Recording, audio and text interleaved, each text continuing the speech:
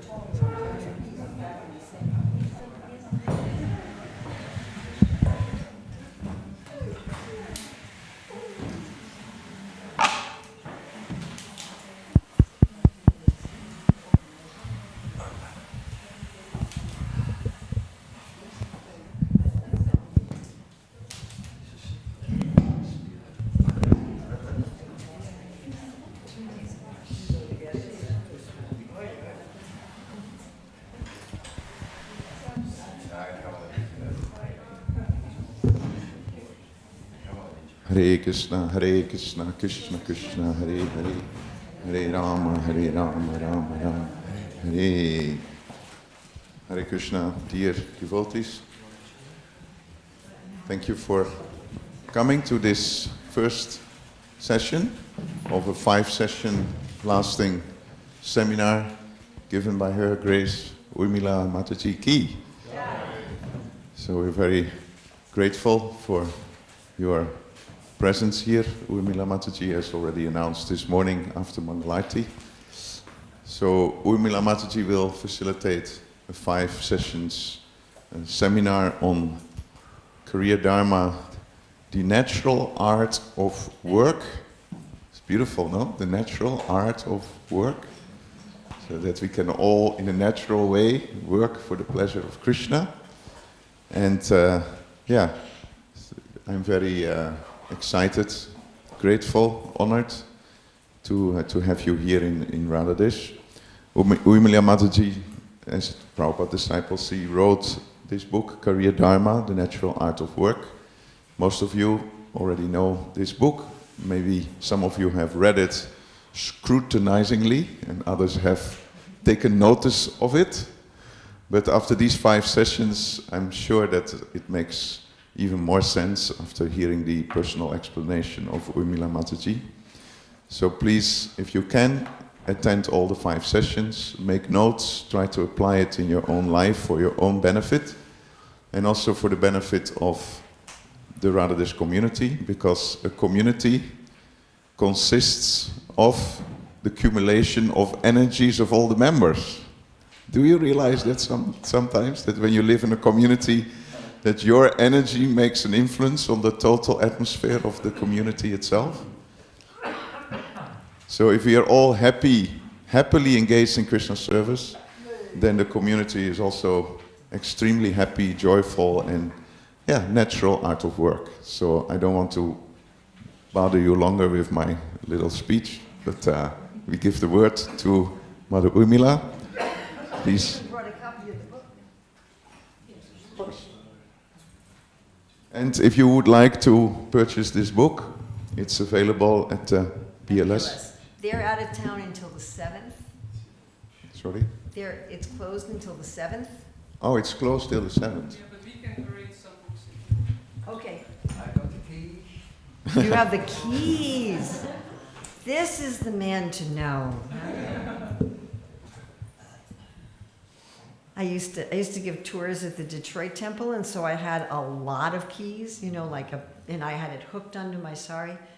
And a few times when I was giving tours, people would say, "So what's the religious significance of the keys?" They open doors.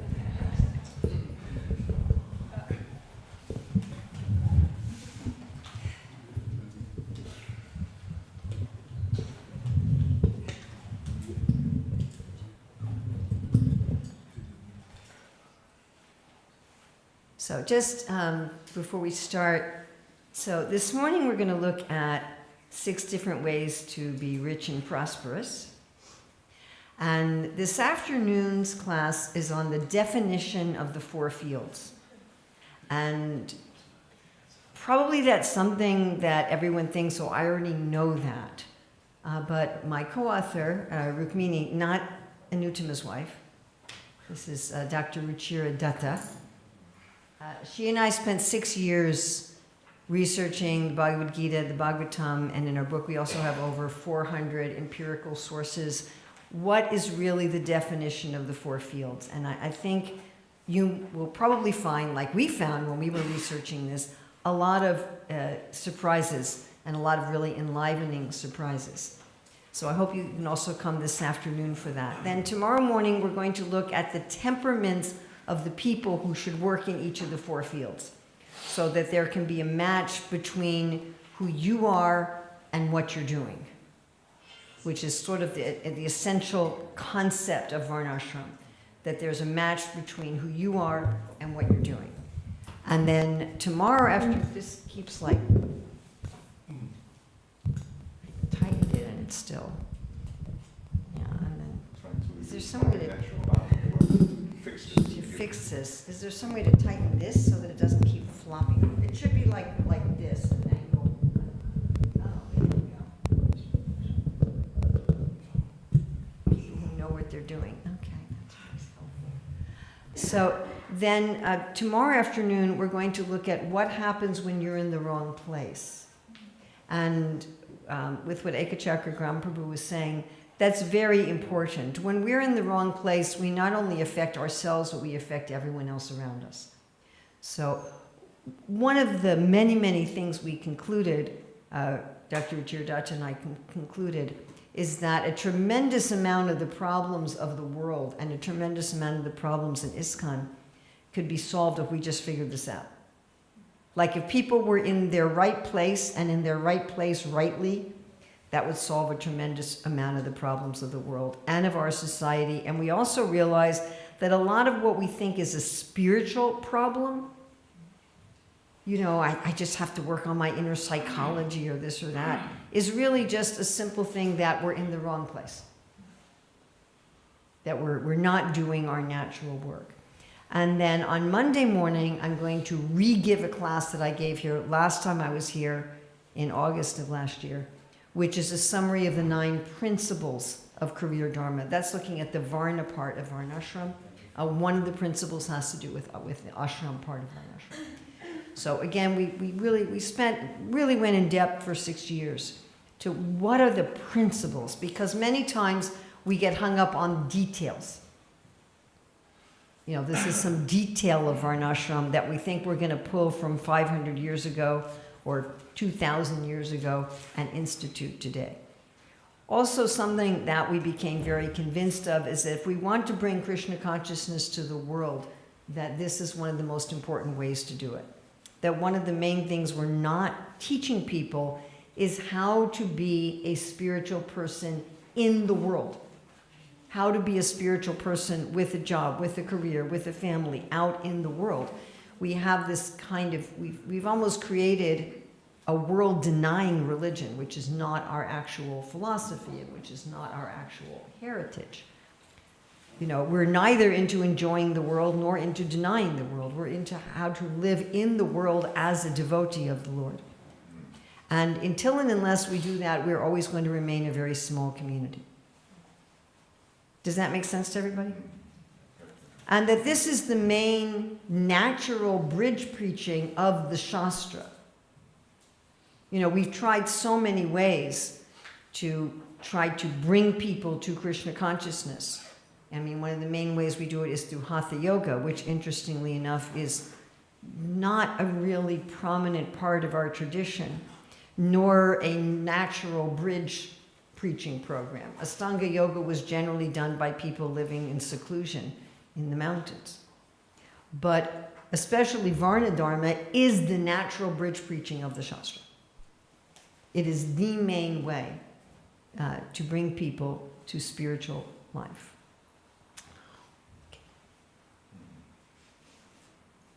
Jaya Radha Madhava Kunja Bihari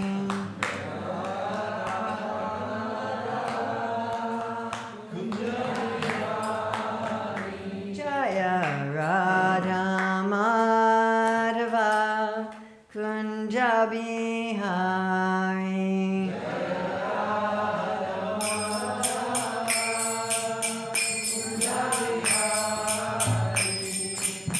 Gopi Jana Balaba Girivaradari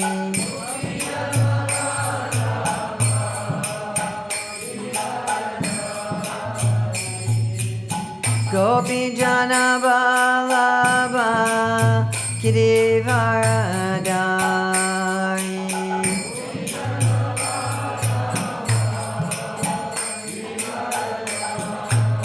Yasodanandana Braja Janaranjana Yasodanandana Braja Janaranjana Yamunati Ravanachari Yamunati Ravanachari Jaya Radha Madhava Kunja Bihari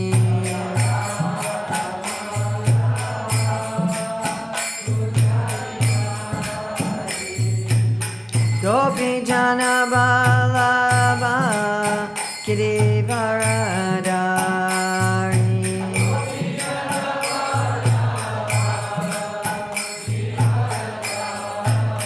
Yasodanandana Braja Janaranjana Yamunati Ravanachari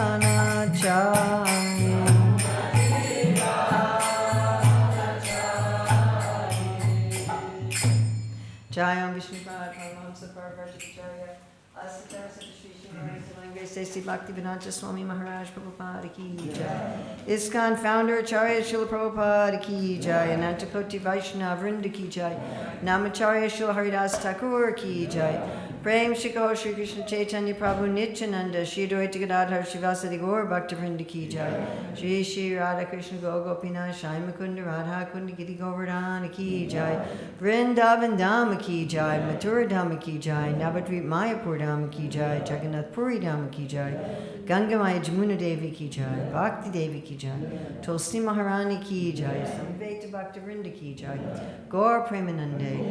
All glories to the assembled devotees.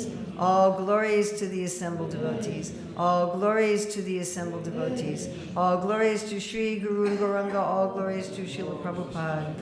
Nama Om Vishnu Padaya Krishna Prasthaya Bhutale Srimati Bhaktivedanta Swami Niti Namane Namaste Saraswati Devi Gauravani Pacharani Nirvase Susrinivadi Paskachade Satani Vandeham Shri Guru Shri Yuta Padakamalam Shri Guru Vaishnavamscha Shri Rupam Sagrajatam Sahagana Raghunatham Vitam Stam Sajivam Sadvaitam Sadvadutam Parijana Sahita Krishna Chaitanya Devam Shri Radha Krishna Padam Sahagana Lalita Shri Vishakam Vitamscha Vanchakalpatri Visha Kripasandriya Vichapatitinam Bhavanedya Vaishnava So if you'd like to get on our mailing list for more information, we have a course which actually recorded here in Radhadesh last time on Career Dharma.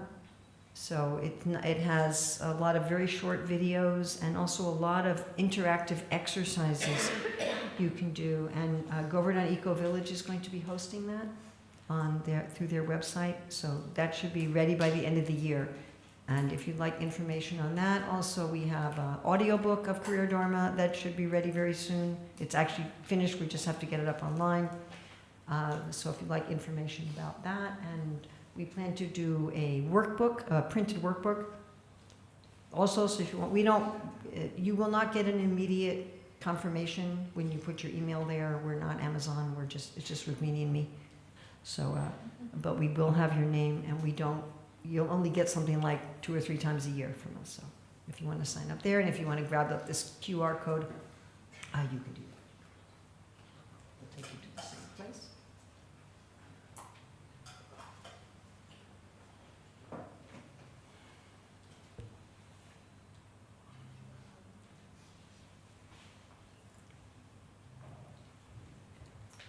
So any of you feel that your working life and your spiritual practices are out of balance, whether you know what your ideal career is or you're not yet sure? So this is one of the main questions that I've gotten over the many years that I've traveled the world. How do I balance my life? How do I balance my spiritual practices and my family and my work? So what we're going to be doing in an intense program today, tomorrow, and Monday is you're all going to learn and begin to understand the 9 principles of the Career Dharma system so that you'll be well on your way to achieving deeply satisfying career success and harmonious balance between your career and spiritual life. You'll identify your ideal career field and prosperity type, you'll progress toward Dharmic mastery, and you'll learn the secrets of making your work deeply meaningful. You'll start applying the principles of devotional living to your career, and your career will thus enthuse your spiritual practices with deep meaning and taste. What do you think? Go for it. Now, I'd like you to just imagine that you go to practically anyone in the world. I mean, few exceptions, okay? There are few people who are going to be so lazy or so into criminality that they wouldn't be interested. But if you went to practically anyone in the world, and you said, all right, I'd like you to imagine that your daily life is full of the activities that you've always dreamed of. You love the work you're doing, you love what you're producing, and you're making a meaningful contribution to society. That your work is bringing you the kind of prosperity that really enriches you and that you joyfully share with others. Now, how many people in the world would say, I want that? Practically everyone. You know, when I first joined the Hare Krishna movement, I was running up to people in O'Hare Airport with, we didn't even have saris in those days, you know. We just bought big sheets of polycotton cloth, and it was very heavy. So in order to keep it on our head, we had to put a safety pin here. And after a while, it would migrate up to here. You know, and then we had this huge tilak and big nose rings, like really great big nose rings. And then the men had unmatching, because they were dyed at different times. So like your kurta color didn't match your dhoti color. And I remember someone coming up to me and saying, you look like a bunch of clowns. And I thought, how offensive. You know, and then I looked at the devotees and I thought, my God, we really do look like a bunch of clowns. And then we're just running up to people with back to Godheads saying, here, sir, take this book about love of God. And, you know, we didn't get very many customers. Because not that many people wake up in the morning and say, I really want to learn how to love God. I mean, I would guess that even among our own dedicated devotees, not everybody wakes up in the morning and says, how can I love Krishna more? But everyone's interested in this. How can I have a career? How can I have a way of maintaining myself that's the best expression of myself, that gives me the kind of prosperity that enriches me, and where I feel that I'm actually doing something that has meaning? Now, the secret is, in order to do that, you have to have some element of bhakti You follow? Yes. Okay. So we're going to look at 4 main areas. And the classes today and tomorrow will be focusing primarily on area 1. On Monday morning, I'll go through all 4 of these. Now, we're going to do a little bit of 2 and 3 today and tomorrow. So identifying our ideal career field and prosperity type, and that's people's primary interest. But really, to be satisfied, you've got to go beyond that.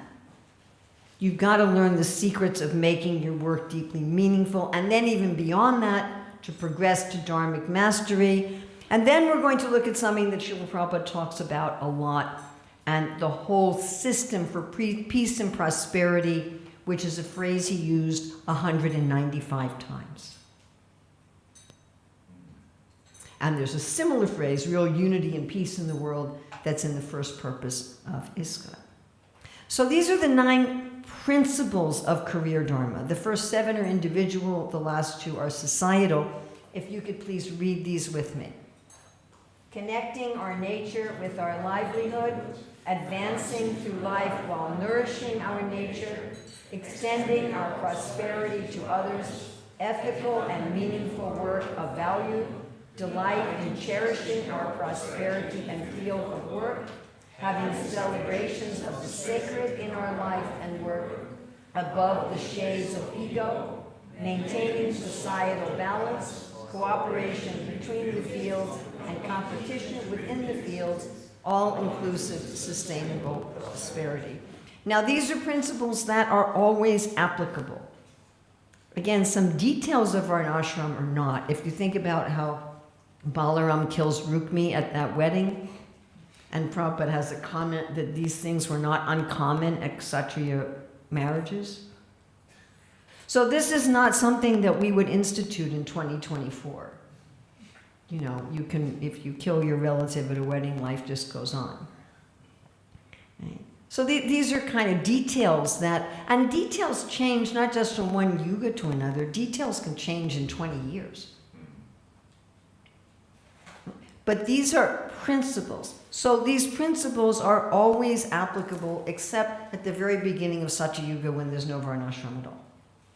When everyone's just sitting around meditating on Om and the earth just gives you everything you need and you don't need any livelihood. There's no ashrams either, so think about what that means on your own. There's no varnas and there's no ashrams in the very, very beginning of Satya Yuga. So, but other than that, this is applicable to everyone at all times and in all circumstances. So this is a very important verse. We cannot repress our nature. In this life, we are who we are, who we are, who we are. And the good news is whatever your nature is, you can become Krishna conscious with your nature, through your nature. You don't need to change it. You can't anyway. Yes, I know there's one purport where Prabhupada says that if you're fully Krishna conscious, you can do everything. And he gives the example of Parasuram and Vishvamrita Muni. So first of all, any of you willing to say that you are fully Krishna conscious? Okay. And then Parasuram is God, and Vishvamrita Muni took 60,000 years to change his nature. So my conclusion with that purport is it's true, but it's irrelevant. It's just like there's another purport in the 4th canto where Prabhupada says you can train pigeons to take you into outer space. Any of you think that's relevant? Okay. So as far as we're concerned, we have a nature in this life which we cannot change, and we can use that in Krishna service. Okay. So what we're going to look at today is 6 different ways to be rich and prosperous, and this is in our first area of identifying our prosperity type and career field, and on principle 1, connecting our nature with our livelihood. So generally we think of successful careers as involving money. If someone's, do you have a successful career? Is your daughter successful in her career? We generally mean, do they make a lot of money? Okay? But I'd like to ask you, by the way, these are interactive workshops, fun shops. They're not, this isn't just me talking, so. I'd like to ask, how many of you have heard about, read about, met, or anything, somebody who doesn't have a lot of money, but they have a rich life? How many of you know somebody like that, or have heard of somebody like that, read of somebody like that? How many of you have ever met, heard about, read about somebody who's got a lot of money and an impoverished life? Now, how strange. We all know that there's not a one-to-one equivalence between prosperity and money. I mean, look, money's important. I mean, I have to have money. I can't buy shoes without money. It's not like money has no importance. But it's not the beginning, middle, and end of whether or not we're prosperous. Okay, so I'd like you to take some notes on a paper or on your phone, whatever, about what in your life makes you feel prosperous. Not a specific, not the name of a specific person or the name of a specific animal, but having what in your life makes you feel rich and prosperous.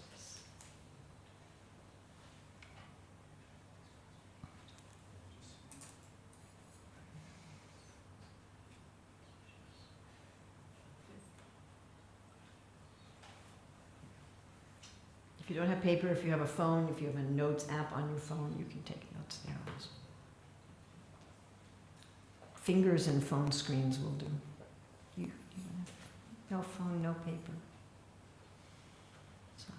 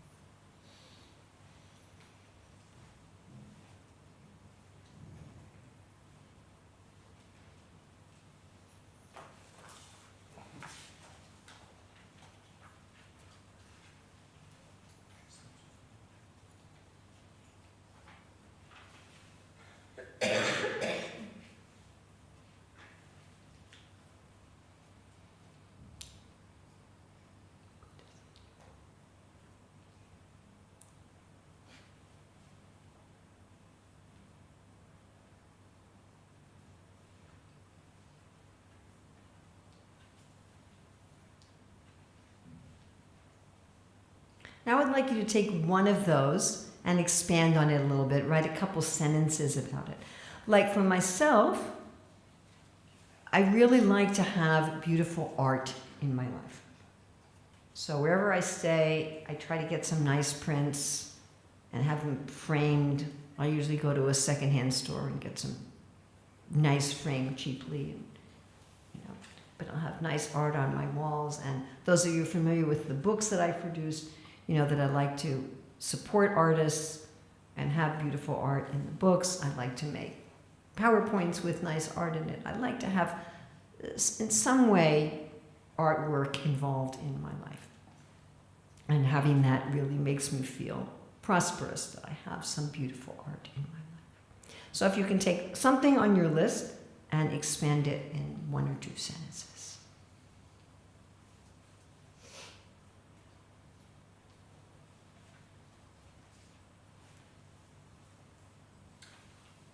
Yes. Can you explain a little bit what do you mean by feeling prosperous? That if someone says, "Are you rich?" you'd say, "Yes, in so many ways.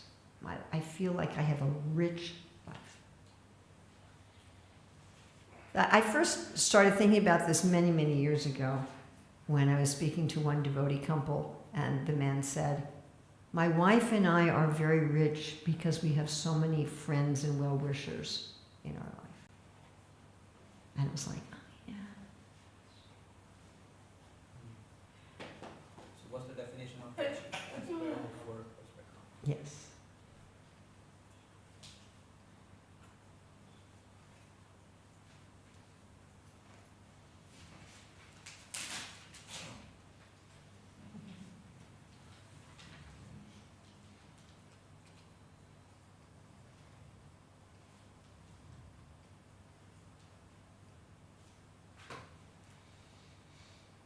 So, according to the Vedas, there's 6 ways of being rich. Aishvarya, Gyan, Virya, Shri, Yasha, and Vairagya. And as we go through each of these, I'm going to ask each of you to think of when you've had this in your life or when you haven't had it, particularly in terms of your career or your service. And then what happens to you, or how do you feel when you have it and when you don't have it? What are the results in your life, emotionally and practically for you, when you have it and when you don't have it? So we're going to start with Aishvarya. So Aishvarya comes from what word? Ishwara.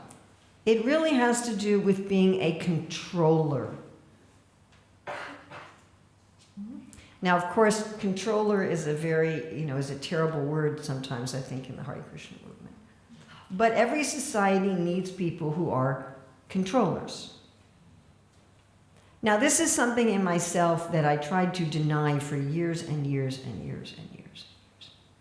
I thought it was a really bad thing, and it was kind of the antithesis of humility, and I was always trying to get rid of it. I always thought it was a problem. And then one devotee was doing his master's thesis on personality types, and he asked us to contribute to his research. So he was giving these personality quizzes to devotees, so I agreed to be part of it. And afterwards, when he was looking at mine and met with each of us, and he said, Urmila, you cannot not lead. And I realized that I'd been trying my whole life to not lead. And I just said, okay, that is what it is. I mean, it was some years before that. I remember also thinking, why do I have to be at the front of the room? Like, can't I just hide somewhere, and be a little nothing somewhere? Just make garlands, Why can't I just make garlands? So it was Balaram Purnima. I was in Mumbai. I was getting some treatment at Bhaktivedanta Hospital, and across the road is I don't know if it's right there anymore, it was the Mira Road Temple, the old temple. And so I went there early in the morning on Balaram Purnima, and there were these ladies making garlands, and I thought, oh great, I can help make garlands. So I went to go and help them, and they were older Indian ladies that didn't speak English. And the temple president's wife was there, and she told them that I wanted to make garlands, and they were this tongue lazy and this tongue lazy and this, and she's like, she's a Prabhupada disciple, you have to be good. And I'm like, oh God, that wasn't what I wanted at all. Anyway, so they were forced by status to accommodate me. So then the way I knew how to make garlands was you push a needle through the flowers, but they were tying the flowers on, and it was a technique with which I wasn't familiar. So I'm watching them, and I thought, okay, I'll figure it out. And so then I'm making this garland, and the whole time they're watching me, and they're and I'm just like, And anyway, finally I was done with this garland, and I get up and walk away, and I'm like so grateful I'm walking away. And then I turn around, and they took the whole thing out. And that was my first of my 2 things to accept. That's not what I'm supposed to be doing. It's not what I'm supposed to be doing. And then when that devotee gave me that test, it's like, that's what I'm supposed to be doing. And one of the things I've noticed is if I don't have any situation where I can lead, I'll try to lead inappropriately. Because Krishna says your nature cannot be repressed. So it will come out in some way. I remember I was at one, I won't say where. I was in one temple, and I was starting to give a class. And like a few minutes into the class, this one woman comes and starts telling everybody where they should sit. And she disrupted the whole class. I had to actually just stop and just wait. Are you done? And after like 10 minutes, I said, do you have any position of management? And she says, no. And I said, would you please get one? So that one of the results, because our nature can't be repressed, one of the results that will happen to us in our life, if there's some way that we really need to feel rich, and we're not doing it, we'll try to do it in some other way. It will come out somehow. It will express itself. Does this make sense to everybody? So there are people for whom Aishvarya is really essential to feeling prosperous. To have some situation where they're engaging people according to their talents and their abilities, and coordinating things and overseeing things and managing things. We're talking here about positional leadership. And then there are people who are kind of ambivalent about it. You know, I can do it or not, whatever. And then there are people who really don't want this as part of their work. Like I met one devotee who said, you know, they put me in a position of leadership in the Gurukula, and since that's happened, I'm not sleeping well, and I keep getting sick, and I'm just absolutely miserable, and I can't wait until I can let this go. I hate having any kind of position like this. So I'd like you to think about when you've had Aishvarya as part of your work or service, and when you haven't had it. How do you feel, or what happens to you when you have it? How do you feel, or what happens to you when you don't have it? You might want to take some notes on this. Yes? I just noticed that in the picture, one of the pawns aspires to be A king, there you go. I think Yeah. that's the queen. Oh, a queen, yeah, okay, that's sweet.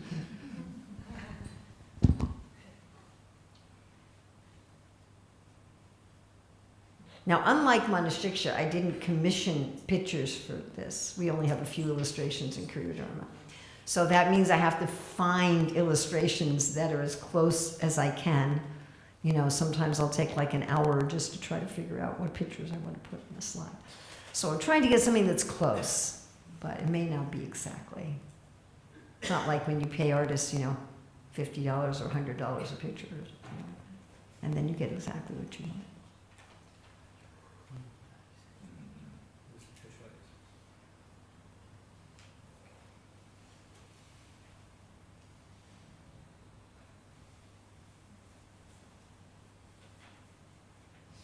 Okay, the next one is Gyan, which means knowledge. And some of us really want work where our work forces us to keep learning. Like I know one devotee who's an eye doctor, and she told me, I have to read at least 3 new articles in my field every week, or I can't do my job. And so for some of us, that's like, yes! I love to research, I love to learn, I love to understand new things. And if I have work that's not doing that, I just feel poor, no matter how much they're paying me. So some of us really want that as part of our work. And other people really don't. Like I do a lot of in-service training for teachers, and I've had 2 or 3 over the years who said, why do we have to go to these? I've been teaching for so many years, I already know my stuff. Why do I have to keep learning? So other people, they may have some things they want to learn about, but not as part of their main work. They want to learn what's necessary, and that's it. They don't want to, I have to take more courses, I have to study stuff. And other people are kind of ambivalent about it. They can have it, they cannot have it. So I'd like you to think about when Gyan was part of your work, or was an integral part of your work or your service. How do you feel when you have it? And how do you feel when you don't have it? What happens in your life when you have it, and what happens when you don't have it?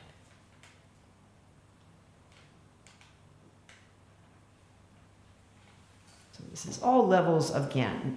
If we look at Bloom's taxonomy, knowing, understanding, applying, analyzing, synthesizing, evaluating.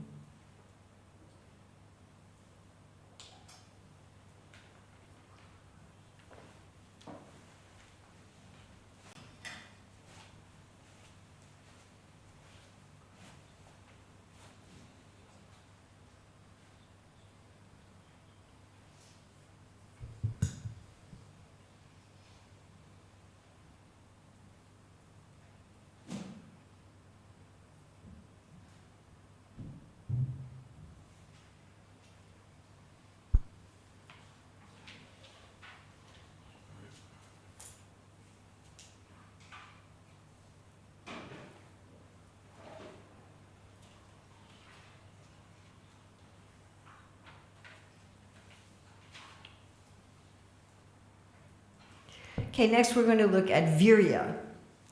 So virya is health and strength. So I know one devotee who works in construction, and he was telling me, what I really love about my job is the physicality of it. He said, if there's like 3 days where I can't work, then I start feeling really restless. And actually one devotee here in Radhadesh told me that she really loves taking care of the cows. She said, I love taking care of the cows because it involves, I have to walk to the barn and then I've got to walk back to my house, and I love the physical nature of taking care of the cows.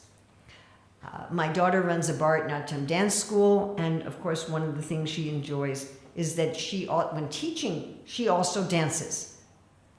And that she's getting, increasing in her strength and exercise through her work. Now this can not just mean physical exercise, it could just mean general health. Like I know a devotee who runs an Ayurvedic restaurant, and she has to test her recipes, and she's regularly eating the food that she cooks, and therefore getting good health is part of her work. Now there are people who give virya to others in their work, but don't get it for themselves, like a dentist. They're giving other people good health, but their work doesn't make them any healthier. In fact, I've seen a lot of people in the health professions who themselves are very unhealthy. I've been in doctors' offices where they have vending machines full of garbage food. And a lot of the people who work there, they're working at odd hours, and they're not getting decent meals, and they're never getting any exercise, and their work is actually making them unhealthy. So we're not talking about, we do talk about in the book whether or not you bring this type of prosperity to others. But right now what we're looking at is, does your work bring this prosperity to you? So there are many people who want virya as part of their work in some form, and if it's not there, they're feeling very impoverished. Then there are some of us who don't really want this as part of our work. We want virya as something we do as a break from work.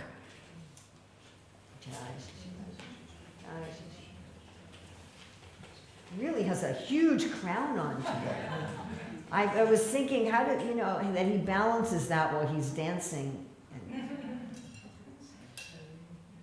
Like this big, don't be nuts crown. So some of us really, we want virya as a break from work. All right, let me take a break from work and take a vigorous walk. Let me take a break from work and go to the gym or whatever. And it's not something, we may find it annoying to have it as part of our work. And then there are other people who are going to be ambivalent about it. So I'd like you again to think, as part of your work or your service, the times that you've had virya and the times that you haven't. What happens in your life? How do you feel? How do you experience these two different situations?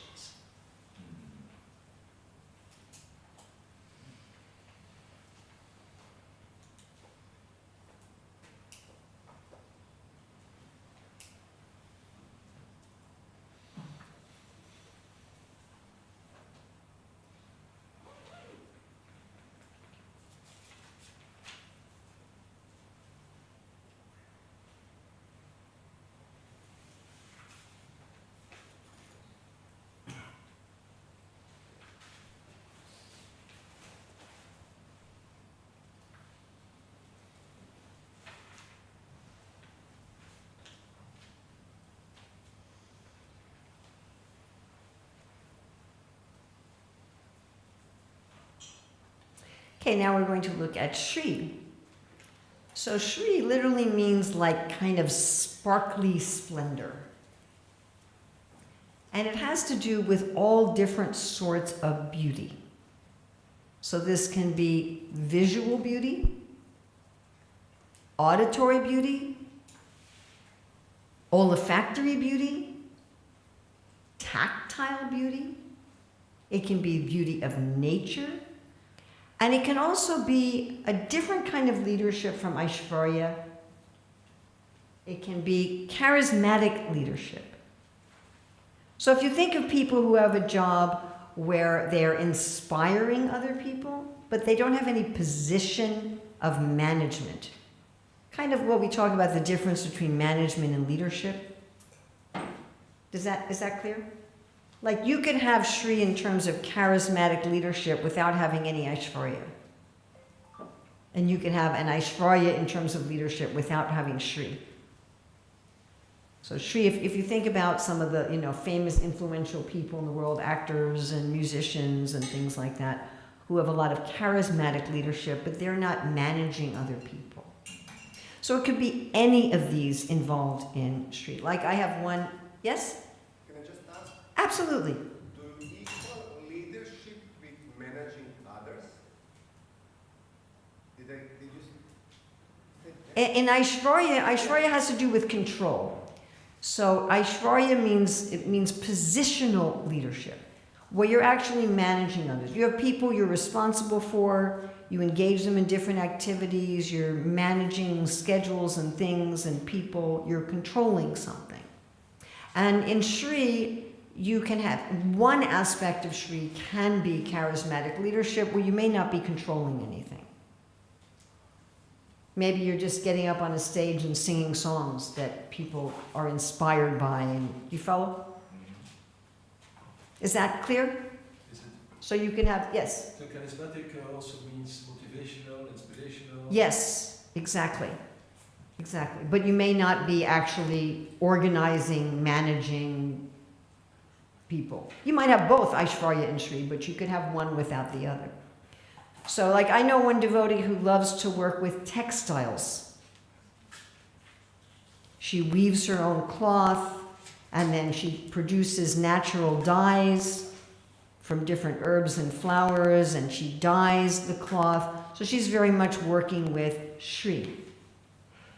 And again, my daughter being a Bharatanatyam teacher, so she's got Shri in terms of the music, in terms of the grace of the dance, in terms of the beauty of the costumes, right? Or people who are working with, say, fragrances and essential oils, they're working with olfactory Shri. So any category of Shri. So we're talking again, visual, auditory, olfactory, tactile, or charismatic leadership, any of those categories of Shri. So if you can think about again, when you've had Shri as part of your work or part of your service, and when you haven't had it, some people again don't want this as part of their work. Some people find this extremely annoying. Like they just want to be practical. If someone else wants to make things beautiful, that's fine, but they don't want to be the one to do that. They don't want to be the one to integrate beauty. I can always tell, because this is very important to me, I can always tell if I go to a place where the leaders there have this low on their list. Things will be just very practical minded. So again, I'd like you to think of when you have it, when you don't have it in any of its forms. How do you feel? What happens in your life? What do you do? How do you feel? What's the result of this for you?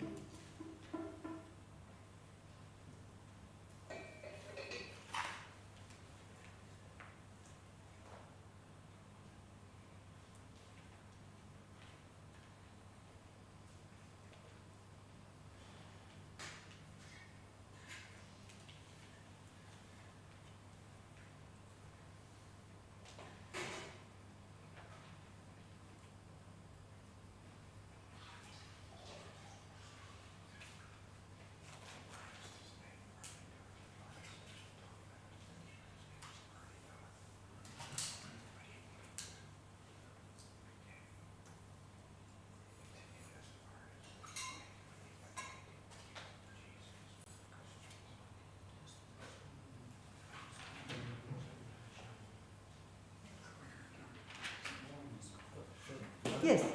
Here, although we may desire to have it, but we may not have it. It's also. I want you to think about, if there may be a work that you have that doesn't have this. And then how do you feel when it doesn't have it? Are you irritated by that? Do you feel restless? Do you try to bring it into your work even though it's not part of your work? So, when you have it, is this like annoying? Why do I need to do this?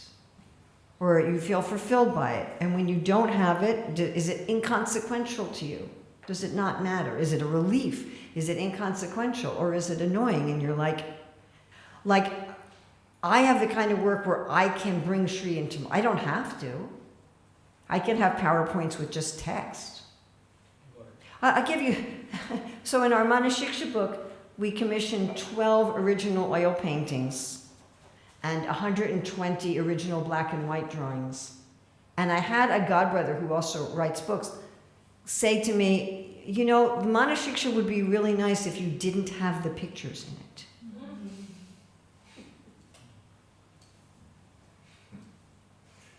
So that's somebody who finds Shri annoying in their work. Also, you can be neutral. Or you can be neutral. If it's there, it's there. It's okay. You know, if I have it as part of my work, that's okay. If I don't have it, that's okay. Yes? Could you have both? Like, for example, you would like to have it in your service, very important, but in your private life, you would like to have things. Private, we're talking about work and service. And I'm glad you're bringing this up because we'll talk about this more with the 4 fields. But hobbies and our personal life is different. But if you like to have this as part of your work, my guess is that even if your life is very simple, that I'll bet your room is aesthetically pleasing. You know, if you want visual aesthetics in your work, my guess is at least your physical space is aesthetically pleasing. If you want auditory Shri in your work, my guess is you have a decent speaker system for playing music in your own room. That you wouldn't tolerate distorted music in your own room if auditory beauty is important to you in your work. So you might be very simple and very practical, but it will show up somewhere. Does that make sense? Like I once, a few of us were visiting this one sannyasi one time, and he had lived in this room for 8 years. And it was in India where, you know, sometimes the walls are falling apart. And so they had repainted just part of the wall. Do you follow what I'm saying? Just like, and it wasn't like part of the wall with a border.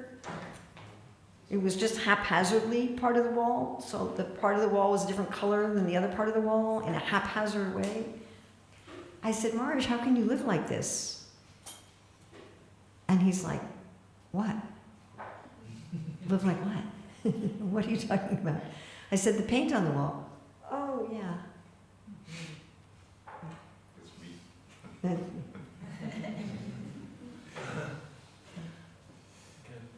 Yes. Can the beauty of nature also be part of this Shri? Yes, absolutely. Actually, Shri for some people is going to be natural beauty. They want to work, they like to have a nice garden, or they want to work with plants, or they want to have some work that brings them outside. And if they can't have that, they feel very frustrated. Yes? If you look like, for instance, at Radhadesh, it's a preaching place, so can you just kind of see the importance of the Shri as preaching tool? But The question is, do you want to do it? Do you want it as part of your work? That's the question. So there's not that many people that mind if other people do Shri stuff. But if it's not their thing, they may not even notice it very much. Like I find if I do Shri stuff for people who don't know, they don't even notice that I've done it. Oh, did you see what I did? What? So, you know, or you may be appreciative, but it's not something you want to do. You don't want to be involved in it. So. I guess the question is whether you want to be on the receiver side of Shri. Yes. You want to give Shri, like, you know, for Well, others at your work. What makes you? Well, all of these can be things that you give to others. Right. And again, we also talk in the book about what you give to others. But right now what we're focusing on is what do you want to eat, basically. Not so much what you want to give to others. Okay, we're going to go on to Yasha. Yes, did you have a question about Shri? yes, well, in general, when you are asking us how do we feel comfortable to work, what is the word that makes us Sorry, my phone somehow thought. She's a half-orc barbarian with a tragic past and a powerful connection to the divine. Yep. Hare Krishna, that's not Shri. It was the phone was answering about Shri.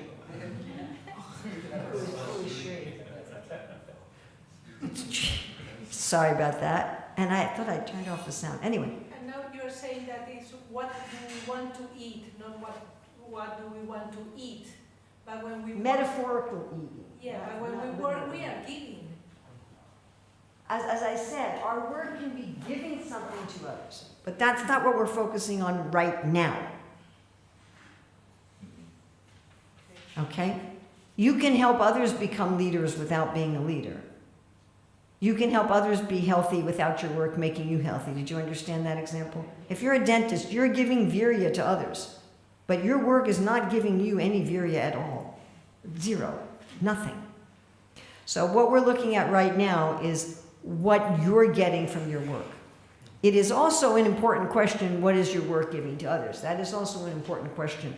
But that's much more a question on a societal level rather than an individual level. So we do look in our book at each of the 4 fields and which of these prosperity types do they generate for society. Because you want society to have all of these. But right now we're looking at what's your food? What's your nourishment? Okay, next is yasha. So yasha means fame, and yasha is also a personality in the Bhagavatam. Yasha is the child of kirti and dharma. So kirti means to talk about, and is related to the word kirtan. Dharma means what's true, what's authentic, what's good. So yasha means you're talking about somebody because they've done something good.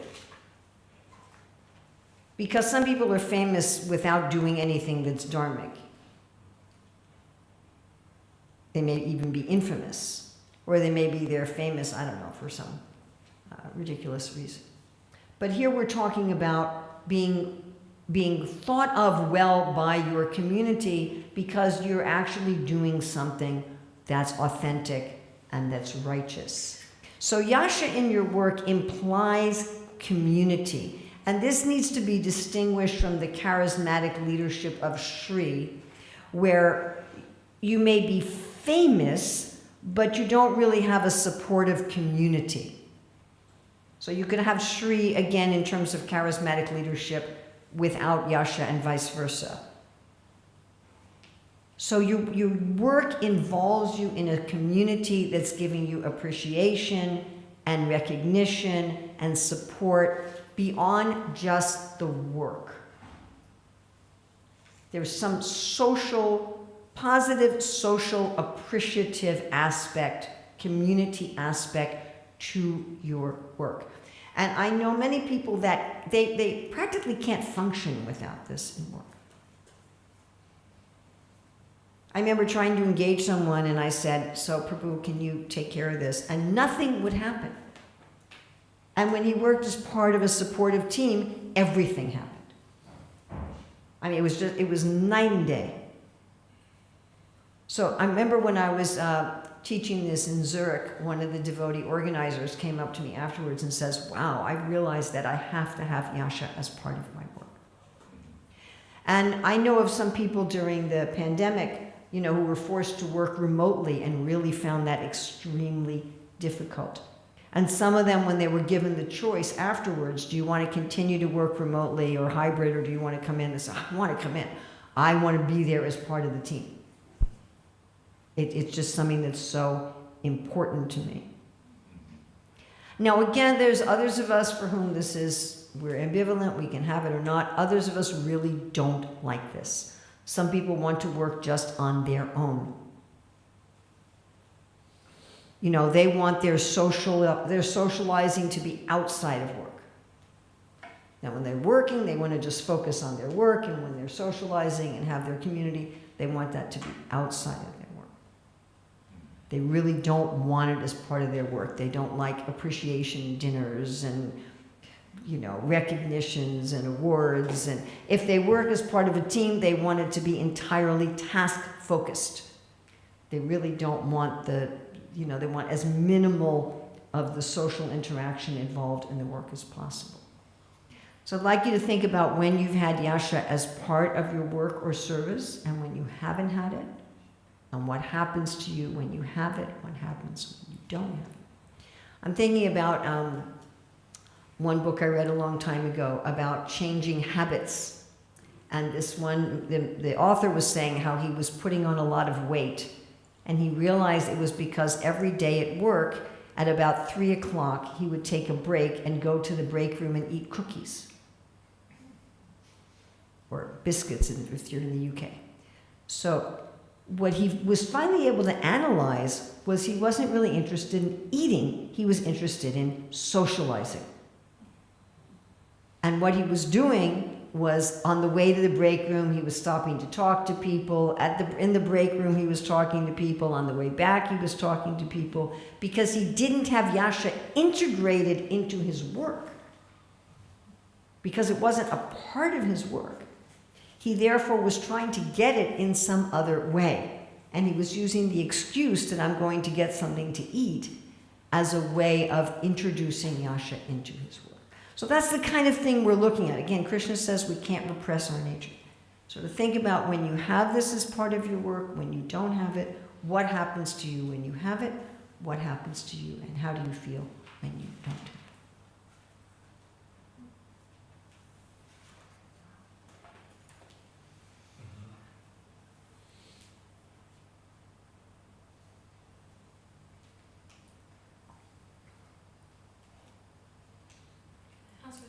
Yes. What about if someone in a senior position is very much into interaction, and then the junior is not, and then it becomes like offensive because then the junior is like very doesn't say much. We're looking here at individuals, but we're also looking at society. And the main reason that I've come here on this trip was to try to work with the leaders and the managers of Radhadesh to try to structure the community in general to facilitate this. So it's helpful if we each understand this as individuals. We can do a lot as individuals even if the community and the society we're in doesn't facilitate it. But how much more if this is understood on a managerial platform, that we actually structure the community so that people are in the right place and that people are dealt with rightly.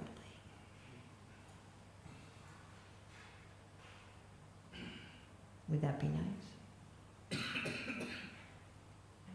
You guessed? You're not sure? Then if people understand the nature of those they're dealing with and they deal with them appropriately. That I don't want any yasha, but if this person doesn't have yasha in their work, they're going to drown. Or they're going to try to get it in some other way. Or I really need this in my work, but these people really don't want it, and so therefore I'm not going to interact with them in that way.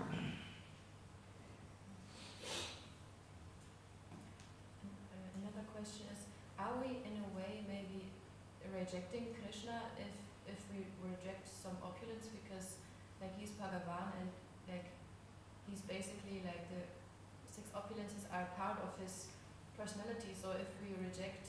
We're not rejecting them, but just like according to Ayurveda, each of us is supposed to have a different kind of diet. Ayurveda doesn't teach that a healthy diet is the same for everybody. That doesn't mean if there's certain food that makes you ill or that makes you tired or that you can't digest, it doesn't mean you're rejecting that as reality. It just means it's not your food.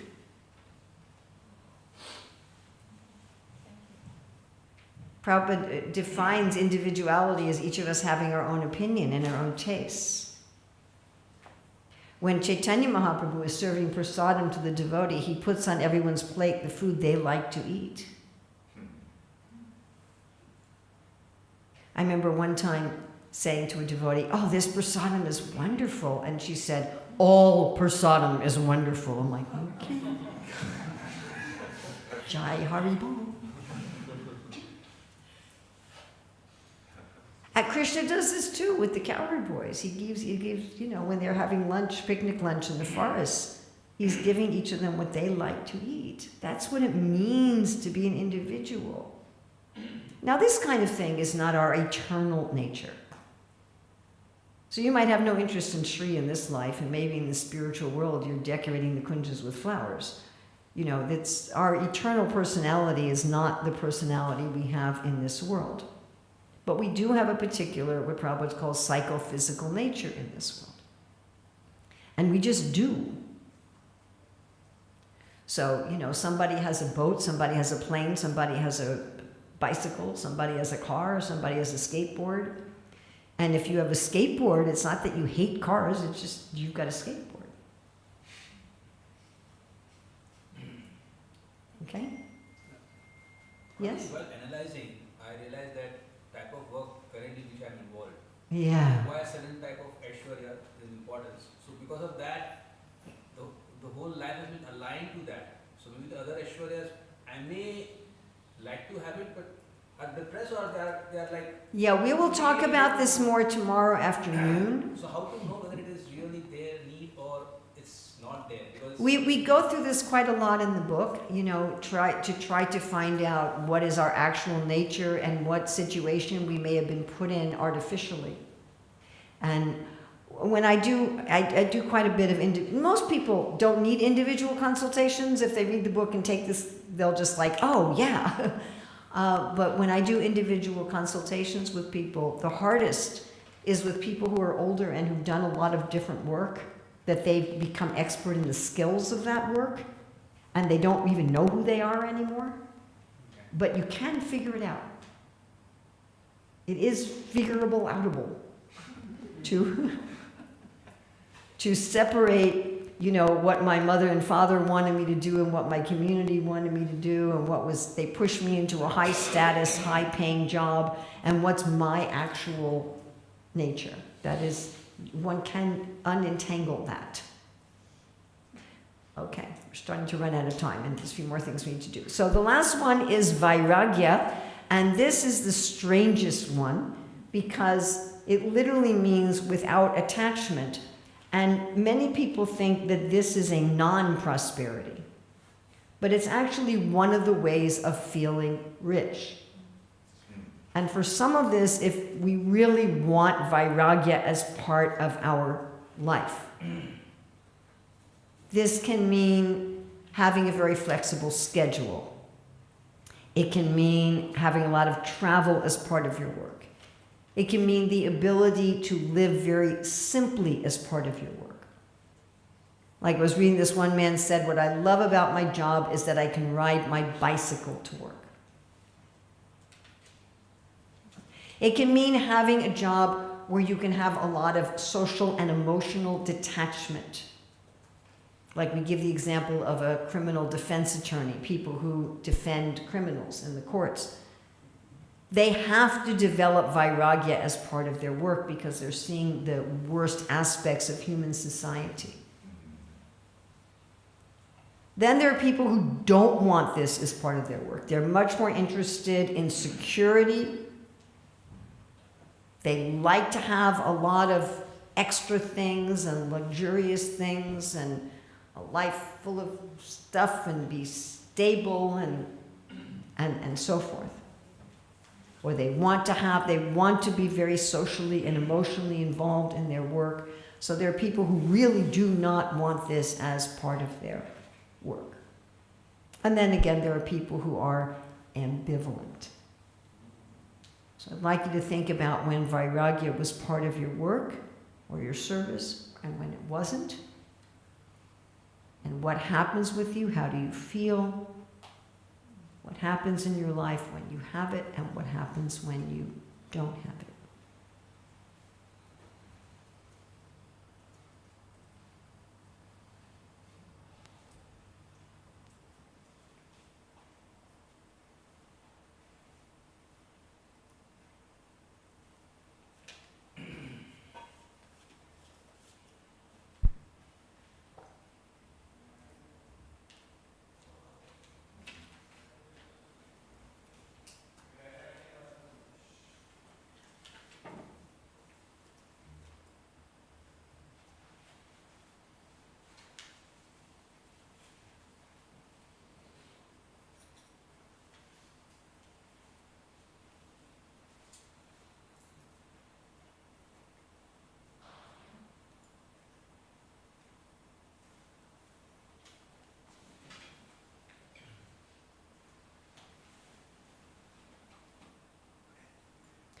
Now, sometimes a person may feel that, well, if I get enough money from my work, I'll use the money to get the kind of prosperity that I like.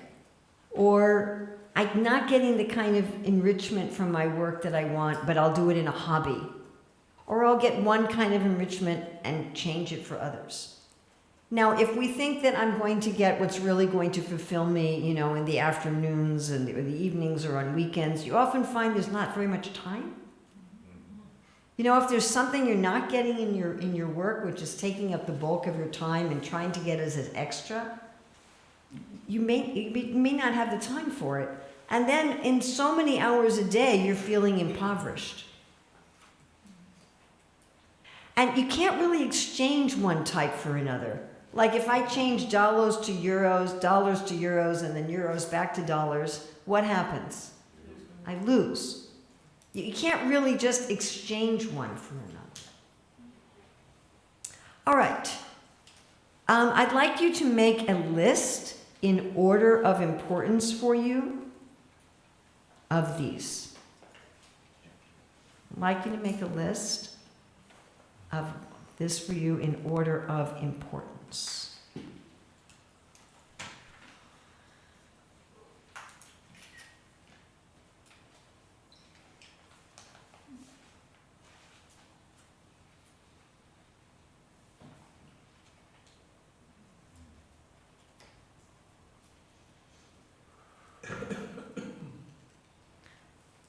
And I'm not sure who to ask. For the other classes, can they also have a flip chart or a whiteboard?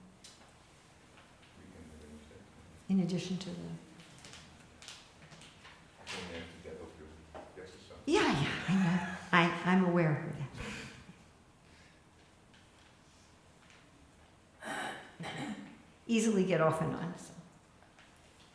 Krishna's mercy, I am ambulatory.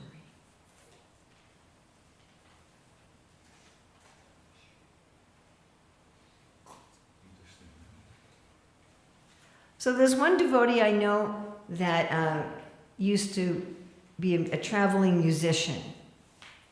So he would write his own music, usually with philosophical lyrics, although I went to one of their shows and I couldn't hear any of the lyrics.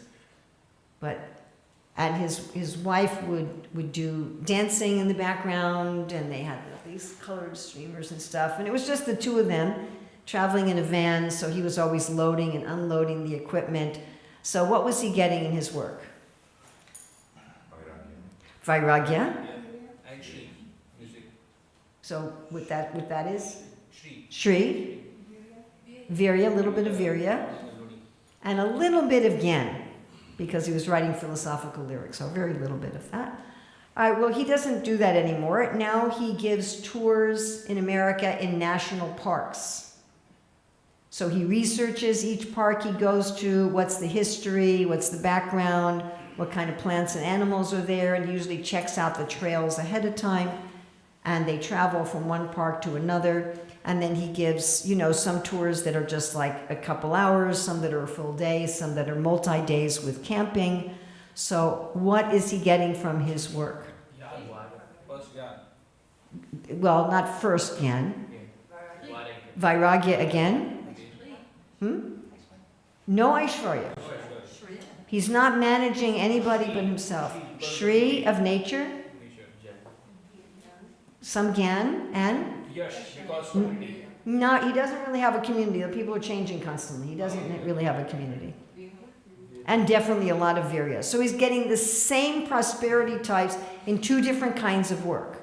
And by the way, we'll go over the fields this afternoon. Both of that type of work is in the same field.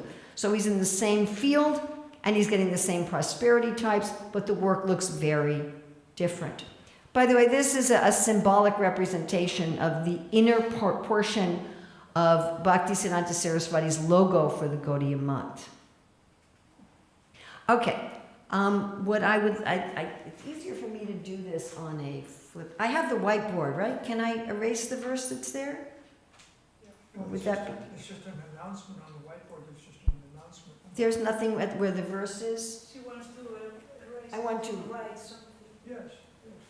Let's see if there's room.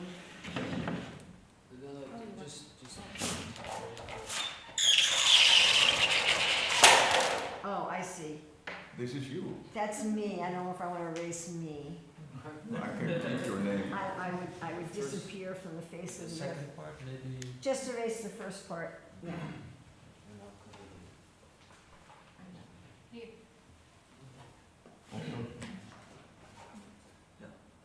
Should I erase this as well? No, I'm not going to need that much space for this. Okay. That's fine. Okay.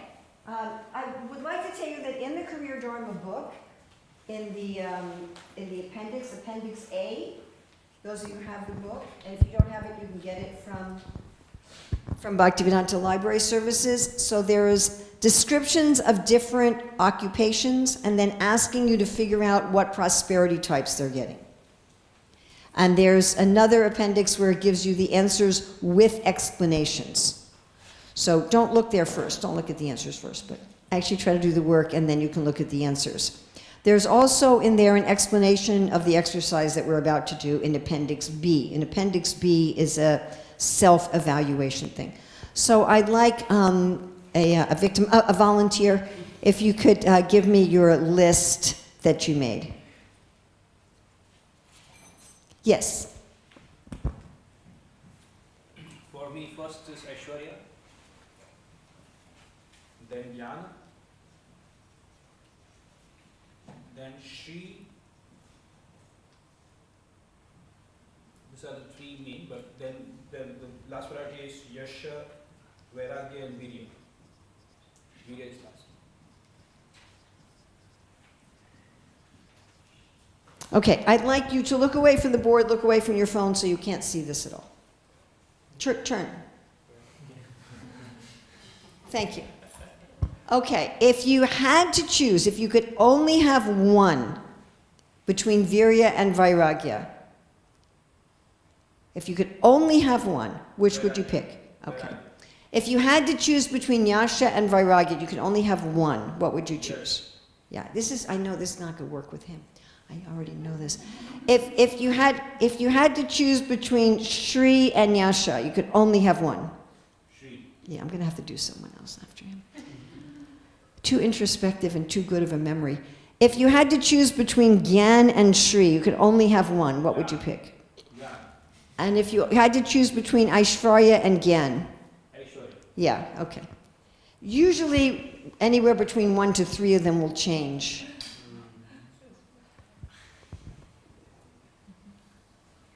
Always happens like that when you give Not always. I've done this, you're maybe like the 5th person who, when I did that, it didn't change. Oh, I was very clear. I knew that. Not only were you very clear, but you really remembered, you could remember it. You just like had it. Okay, somebody else. Nobody did? Come on, it doesn't hurt. Yes? I had my list, but then when you did this, I had to change my list. Oh, good. So at least you understand how this works. Usually when you do this, you'll change your list. And it's helpful if you can do this with another person, like have someone else ask you the question. Is that making sense?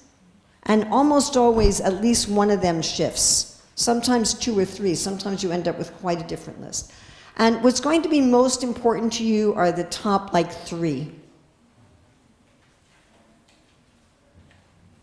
So you really want to make sure that you have those top 3 in your work. All right, thank you very, very much for coming. This afternoon we're going to look at something very different. We're going to look at the categorization of the 4 fields of work. And what we're going to be doing this afternoon is the definition of the fields, which I think even those of you who think, I know this really well, I know Rukmini and we started off thinking that we knew it really well, and after going deeper and deeper, we found that we learned so much. So I'd like to share that with you. You can come 5:30, yeah? 5:30 in the temple room. So then we'll be going over the definition of the fields. If you have the book, I think that's chapter 4. I think so. I can't remember if it's chapter 3 or 4. If you have the book, I can look at it and tell you exactly what chapter. So.